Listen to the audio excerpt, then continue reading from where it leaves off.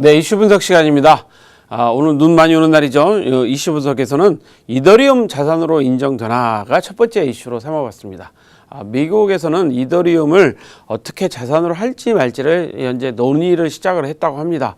그 논의 시작에 대해서도 상당히 부러운 그 시선으로 저는 바라보고 있는데요. 미국 선물거래위원회, 시카고 선물거래위원회는 이더리움 구성 방식에 대해서 현재 논의를 시작했다고 합니다. 미국은 지금 현재 비트코인과 이더리움은 증권은 아니라고 이미 결론을 내려놓은 상태죠. 증권은 아니라고 결론을 내려놓은 상태인데 미국 시카고 선물거래위원회하고 미국 증권거래위원회 SEC 그다음에 재무부가 모두 다 그 참여하는 본격적인 논의를 시작했다고 합니다. 그래서 선물거래위원회, 그러니까 시카고 선물거래위원회의 주장은 이거 상품이다. 현재 그 이더리움은 상품으로 봐야 된다. 우리 작동 방식에 대해서 좀 제대로 좀 조사를 해보자라고 제안을 했고요. 그래서 증권거래위원회나 재무부도 그럼 같이 현재 참여를 해보자 그래서 현재 그 조사를 시작했다고 합니다. 그러니까 논의를 시작하고 협의를 하는 거죠. 그래서 그 선물거래위원회에서는 60일간 그 현재 뭘 하냐면 이더리움의 기능 또 어떤 기술로 했느냐.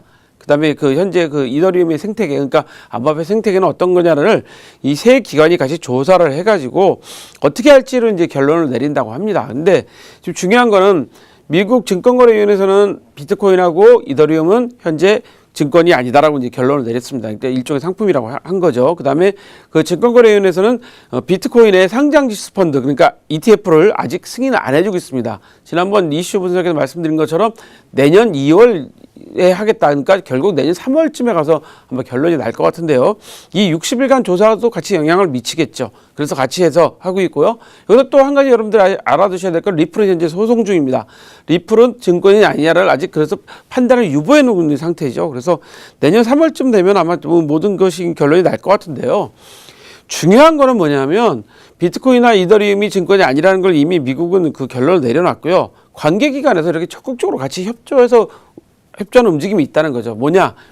무조건 이거 쉬쉬하고 감추는 게 아니라 중요한 거는 지금 현재 이더리움은 어떤 방식이냐라는 것까지 같이 고민을 하고 한다는 거죠. 그래서 선물위원회, 증권거래위원회, 재무부 모든 기관들이 힘을 합쳐가지고 그래 60일 동안 우리 아직 같이 검토해보자. 어떤 장식으로 현재 기능이 되고 있는지, 어떤 기술이 쓰이는지, 생태계는 뭔지를 좀 제대로 해보자라는 게 이렇게 솔직하고 다 터놓고 토론하는 게 정말로 블록체인 분야나 암호화폐 시장에 발전이 될 것 같은데요. 우리나라 입장에서 보면 정말 한없이 부럽기만 합니다. 왜요? 우리나라는 얘기만 나오면 전부 다 쉬쉬 하고 있기 때문에 한없이 부럽기만 합니다. 차라리 솔직하게 오픈하고 공개해서 토론하는 게 훨씬 더 이 경제 발전이나 국가 발전에 도움이 될 것 같은데요. 그래서 첫 번째 이슈로 삼아봤습니다. 자, 두 번째 이슈는요.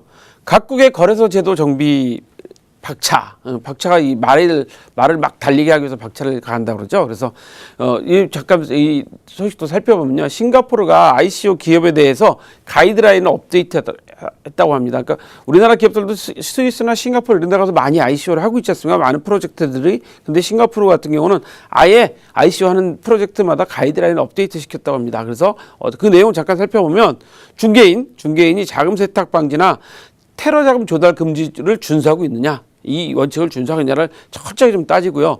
중앙은행이 좀 모니터링을 강화하자 해서 내부 시스템을 다 공개해라.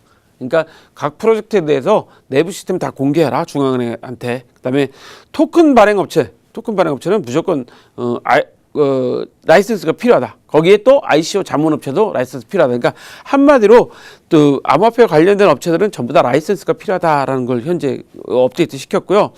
해외에서 하는 싱가포르 투자자도 금융당국의 승인을 받아야 된다고 했습니다. 그러니까 모든 걸 다 금융당국의 승인을 받아서 해라라는 거죠. 그러니까 토큰과 관련된 모든 것은 의무사항으로 규제를 현재 올려놓은 상황입니다. 그러니까 싱가포르도 철저하게 뭐겠습니까? 투자자 보호와 프로젝트들이 정상적으로 운영되는지를 현재 보겠다는 것 때문에 해놓은 상태죠. 거기다 일본도 마찬가지입니다. 일본 금융청도 내년 1월에 ICO 가이드라인을 또 강화시킬 준비를 하고 있다고 합니다.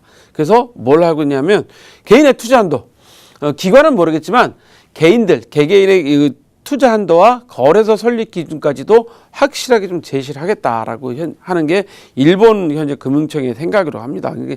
일본 같은 경우는 현재 원래 거래소 인가받기가 워낙 힘들다. 뭐 86가지 뭐 체크 포인트가 있는데 현재 그 일본 금융청에서 제시한 기준으로 하면 50명 이상을 채용해야 된다. 뭐 이런 얘기도 있습니다. 그래서 그런 거 있기도 하지만 일본 정부는 그거에 아랑곳 없이 우리는 중요한 게 개인 투자자에 대해서 한도를 정하겠다. 결국 이 얘기는 뭐냐면 국민들, 자국 국민들이 개인 투자자들이 손해보는 걸 좀 막아주겠다. 현재 어느 정도까지 하겠다는 거고요. IC 업체는 무조건 ICO 하는 업체들은 프로젝트 하는 업체들 자료를 다 공개해라. 이렇게 하고 있고요. 세 번째로는 투자금은 무조건 암호화폐로만 수령해라. 암호화폐로 현금으로 받지 마라. 암호화폐로 수령해라 이런 얘기죠. 이 얘기를 이제 뒤집어서 얘기하면 뭐 이더리움이 가격이 왜 떨어졌냐 뭐 이런 얘기들도 많이 하고 있긴 하지만 그 일본에서 이 세 가지를 더 강화한다고 하다 보니까 투자금 암호화폐 수령 이것도 상당히 중요한 이슈가 좀 될 것 같습니다. 그래서 일본도 지금 현재 보면 모든 것이 다 투자자 보호 측면에 다 맞춰져 있습니다. 그리고 프로젝트 그러니까 ICO라는 프로젝트들도 공개성을 투명성을 강조하고 있는 상태인데 우리나라는 뭐 ICO는 물론이고 거래소조차도 현재 지금 뭐 어떤 규제가 없기 때문에 무주공산인 상태로 막 떠다니고 있는 상태죠. 그래서 참 부럽기만 합니다. 근데 중요한 거는 이번에 새로 임명되신 홍남기 국무조정실장 아니죠? 기획재정부 장관, 부총리죠. 이분도 뭐 저희 적정하게 보겠다고 했는데 중요한 건 금융위원회 담당 국장님이 이렇게 얘기했어요. 우리나라는 내년에 G20 결과에 따라서 어떻게 규제 방침이 갈지를 결정하겠다라고 이야기했습니다. 한마디로 이제 답답한 형국이 됐습니다. 왜냐?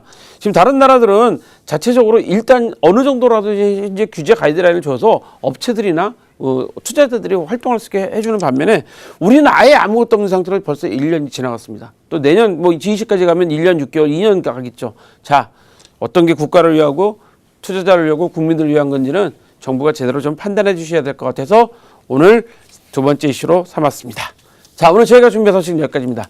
참고로 본방송에서 제공하는 정보는 투자 판단의 참고자료일 뿐이며 암호화폐 가치 또는 상승 하락을 보장하지는 않습니다.